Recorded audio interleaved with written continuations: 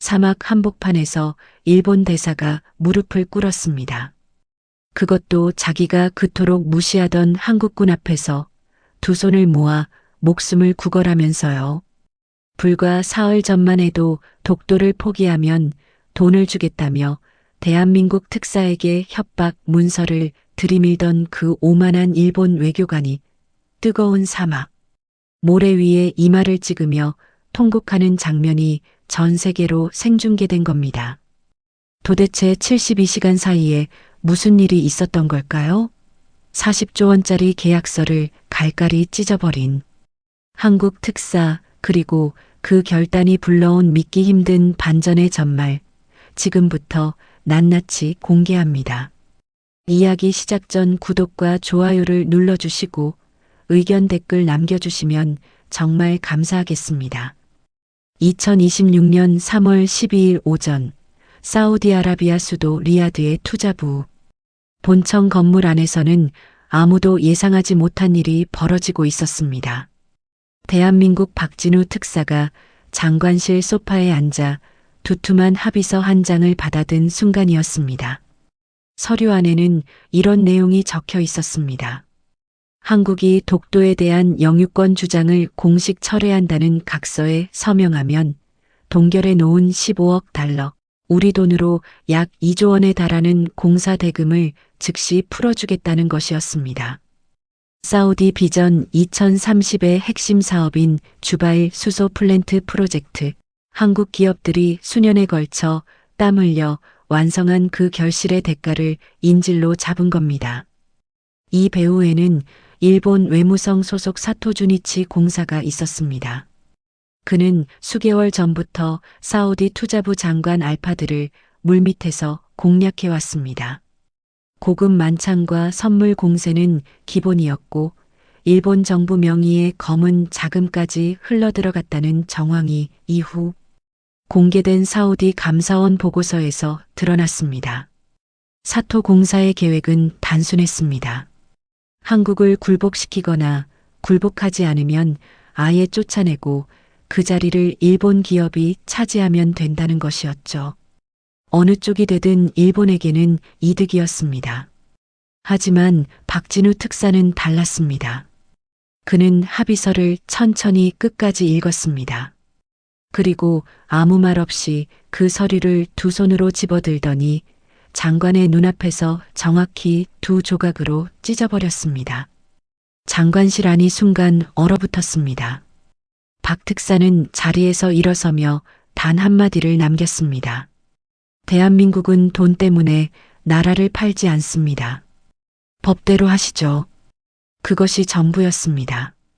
그는 뒤도 돌아보지 않고 장관실을 나왔고 수행원들은 그 뒤를 따랐습니다. 소식은 순식간에 퍼졌습니다. 사토 공사는 쾌재를 불렀습니다. 한국이 스스로 판을 뒤집어 엎었으니 이제 공백이 생긴 자리를 일본이 접수하면 그만이라고 생각했던 겁니다. 사우디 측도 당혹감을 감추지 못했지만 일본의 달콤한 약속에 기대어 상황을 지켜보기로 했습니다. 겉으로 보기엔 완벽한 일본의 승리처럼 보였습니다. 한국 기술진 수백 명은 출입증이 정지되고 현장 접근이 차단되었습니다.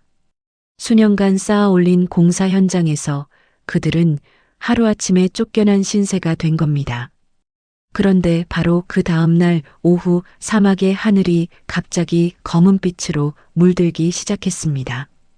2026년 3월 13일 오후 3시 42분 이란계 무장단체가 대규모 자폭 드론과 탄도 미사일을 주바일 산업단지를 향해 발사했습니다. 수십 개의 드론이 편대를 이루어 날아오는 장면이 레이더에 포착되는 순간 현장 전체에 공습 사이렌이 울렸습니다. 사우디 민간 근로자들과 외국 기술자들이 방공호를 향해 뛰기 시작했습니다. 아비규환이었습니다.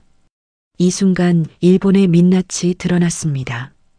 사토 공사는 한국을 밀어내고 자신들이 접수한 현장에 자국 기술자 300여 명을 배치해두고 있었습니다. 그런데 공습 경보가 울리자마자 그는 자국민을 현장에 남겨둔 채 혼자 전용 헬기에 올라탔습니다. CCTV 영상에는 그가 헬기 문을 잡아당기며 나부터 살고 봐야지 라고 소리치는 모습이 그대로 찍혔습니다. 300명의 자국 기술자들은 총알바디처럼 현장에 버려진 겁니다. 반면 출입증까지 박탈당한 채 근처 임시 숙소에 머물고 있던 한국 기술진은 완전히 달리 행동했습니다. 팀장 이석훈 씨의 지시 아래 그들은 피난처를 찾지 못하는 사우디 노인들과 아이들을 한국팀이 보유한 방탄 셔틀버스에 태우기 시작했습니다. 버스는 가득 찼고 그래도 남은 사람들을 위해 2번, 3번 왕복했습니다. 대금도 떼이고 현장에서 쫓겨난 처지였지만 그들은 살릴 수 있는 사람을 먼저 살렸습니다. 그리고 진짜 반전이 시작됩니다. 드론 편대가 주바일 플랜트 상공 5km 이내로 접근하던 바로 그 순간 한국 측 거점 건물 옥상에서 섬광이 번쩍였습니다. 소리가 없었습니다.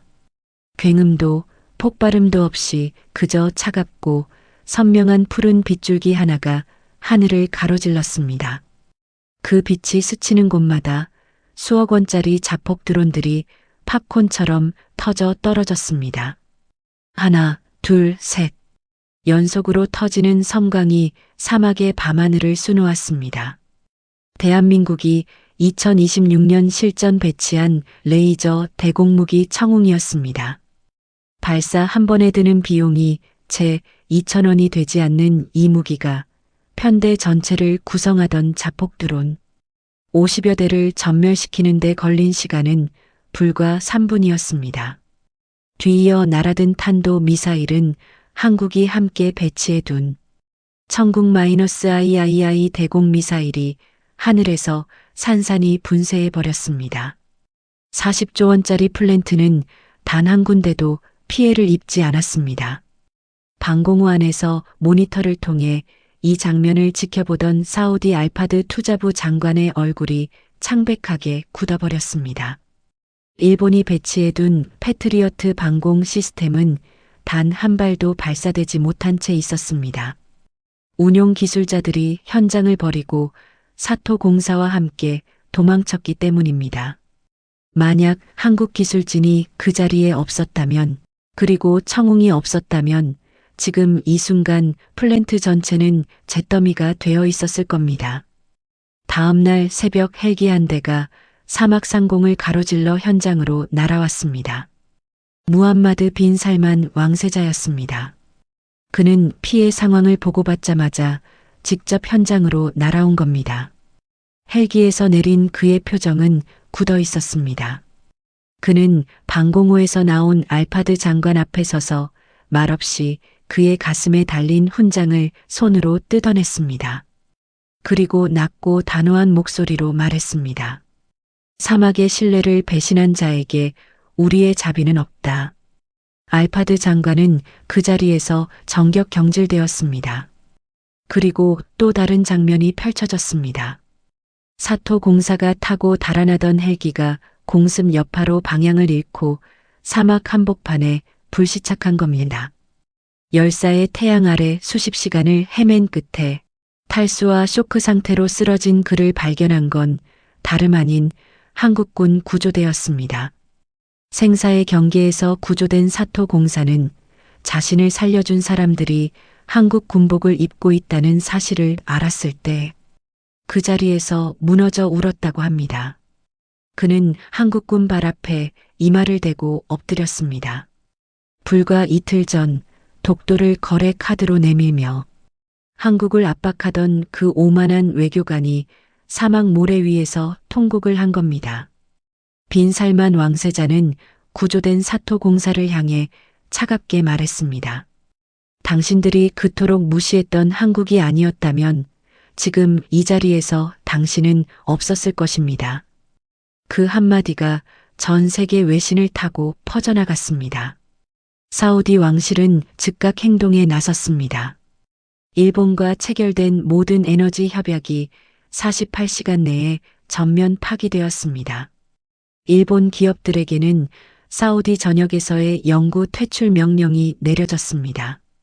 그리고 주바일 수소 플랜트를 포함한 네옴 에너지 프로젝트 전체의 주도권이 대한민국에 넘어왔습니다. 총 규모 40조 원이 넘는 계약이었습니다. 동결되었던 15억 달러의 공사 대금 역시 즉시 해제되었고 한국기술진은 더 강화된 지위와 대우로 현장에 복귀했습니다. 일본 총리는 공식 기자회견을 열어야 했습니다. 독도 문제를 카드로 한국을 압박하던 강경 기조는 온데간데 없이 사라졌습니다. 그는 성명을 통해 자국민을 살려준 대한민국의 공식 감사를 표했고 이번 사태에 대한 유감의 뜻을 밝혔습니다. 일본 언론에서는 이를 두고 외교적 굴욕이라고 표현했습니다. 수십 년간 우리를 내려보던 시선이 어느 날 갑자기 반전된 겁니다. 지금 2026년 현재 사우디 주바일 플랜트의 가장 높은 철탑 위에는 태극기가 걸려 있습니다.